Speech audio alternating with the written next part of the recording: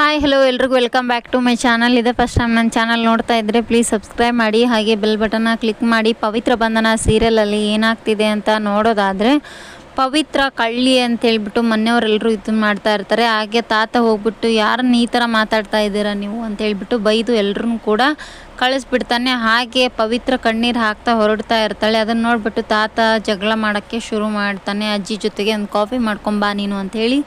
ಅಷ್ಟೊತ್ತಿಗೆ ಪವಿತ್ರ ತಾತನ ಹತ್ರ ಬಂದು ಮೆಡಿಸಿನ್ ಎಲ್ಲ ಕೊಡ್ತಾಳೆ. ಹಾಗೆ ರಾಧಿಕನ ಮುಂದೆ ಮಂಗಳ ಅವರು ಹೇಳ್ತಾ ಇರ್ತಾರೆ, ಅಯ್ಯೋ ಎಲ್ಲ ಒಡವೆಗಳನ್ನ ಕದ್ಬಿಟ್ಟು ಇವಳು ಮಾಟಗಾತಿ ಈ ಥರ ಮಾಡಿದಾಳೆ ಅಂತ ಹೇಳ್ತಾ ಇರ್ತಾರೆ ರಾಧಿಕಾ ಅವ್ರ ಮುಂದೆ ಮಂಗಳ ಅವರು. ಹಾಗಾಗಿ ರಾಧಿಕನ ಕರೆಸ್ಬಿಟ್ಟು ಕೇಳ್ತಾ ಇರ್ತಾರೆ, ಮೊದಲು ಫಸ್ಟು ನನ್ನ ಮಗನ ತಿಲಕನ್ನು ಕಿತ್ಕೊಂಡೆ, ಮತ್ತು ಈ ಥರ ಏನು ಮಾಡಬೇಕು ಅಂತ ಅಂದ್ಕೊಂಡಿದ್ಯಾ ನೀನು ಅಂಥೇಳ್ಬಿಟ್ಟು ರಾಧಿಕಾ ಅವರು ಪವಿತ್ರನಿಗೆ ಬೈತಾ ಇರ್ತಾರೆ.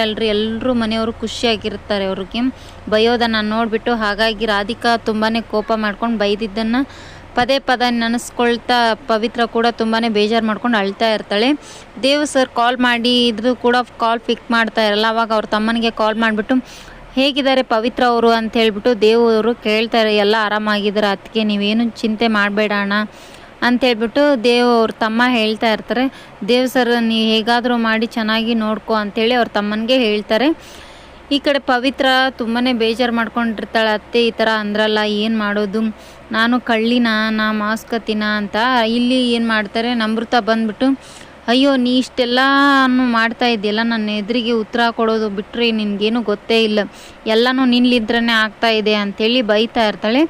ಅದನ್ನು ಕೇಳಿಬಿಟ್ಟು ಪವಿತ್ರ ನನ್ನಿಂದನೇ ಯಾಕೆ ಆಯಿತು ಅಂತ ನೀನು ಹೇಳ್ತೀಯ, ಇದೆಲ್ಲ ತಪ್ಪಲ್ವಾ ಅಂತ, ಅದನ್ನು ಬಿಟ್ಟು ಎಲ್ಲಾದರೂ ಓಡೋಗ್ಬೋದಲ್ವಾ ಅಂಥೇಳಿ ಮೈಂಡಲ್ಲಿ ಸೆಟ್ ಮಾಡಿಬಿಡ್ತಾಳೆ ಪವಿತ್ರಗೆ ನಮೃತ. ಹಾಗಾಗಿ ಪವಿತ್ರ ಹೌದು ಕರೆಕ್ಟಾಗಿ ಹೇಳ್ತಾ ಇದ್ದಾಳೆ, ಯಾಕೆ ನಾನು ಈ ಥರ ಮಾಡ್ತಾಯಿದ್ದೀನಿ, ನಾ ಎಲ್ಲಾದರೂ ಹೋಗ್ಬಿಟ್ರೆ ಎಲ್ಲವೂ ಕೂಡ ಬಗೆಹರುತ್ತೆ ಅಂತ ಹೇಳಿಬಿಟ್ಟು ಪಾಪ ಪವಿತ್ರನ ದೇವನ್ನ ದೂರ ಮಾಡ್ತಾ ಇದ್ದಾಳೆ ನಮೃತ.